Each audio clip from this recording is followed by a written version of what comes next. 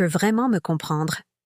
Parfois, j'ai l'impression que personne ne me regarde vraiment, qu'on ne voit de moi que la dernière scène, jamais le début de l'histoire. On me juge sur mes réactions, sur ce que la douleur me fait dire, sur ce que l'épuisement me fait devenir. Mais on ne voit jamais l'action qui les a déclenchées, le coup qui a précédé ma colère, la blessure qui a précédé mon silence. On m'accuse, toujours.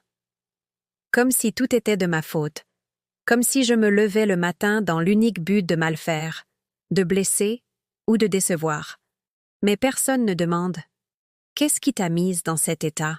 Personne ne s'interroge sur l'origine de cette fatigue qui me ronge, de ce mal qui me tient, de cette colère que je retiens jusqu'au dernier souffle avant qu'elle ne déborde malgré moi.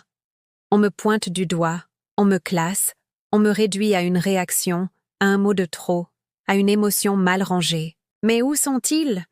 Ceux qui voient que je ne fais que me défendre contre ce qui me détruit depuis trop longtemps? Où sont-ils? Ceux qui comprennent que mon cœur n'est pas né en colère, que ma voix n'est pas née brisée, que ma patience n'est pas née épuisée? J'ai besoin qu'on voie ce qu'on ne regarde jamais. La lutte derrière le geste, le tremblement derrière la parole, la blessure derrière le comportement. J'ai désespérément besoin qu'un jour quelqu'un me dise « Je comprends pourquoi tu réagis ainsi. Je vois ta douleur avant de voir ta réaction. Je vois l'humain avant l'erreur. » Je ne demande pas la perfection, ni qu'on me donne raison. Je demande juste qu'on me voie en entier, pas en fragments. Qu'on arrête de me juger sur les éclats, alors que personne n'a regardé la pression qui m'a fissurée. Je ne suis pas un problème. Je suis un être humain qui se débat pour respirer dans un monde qui ne regarde jamais assez loin pour comprendre pourquoi je me noie.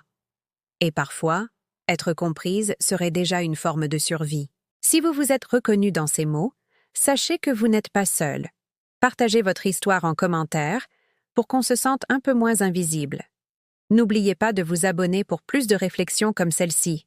Merci d'avoir écouté.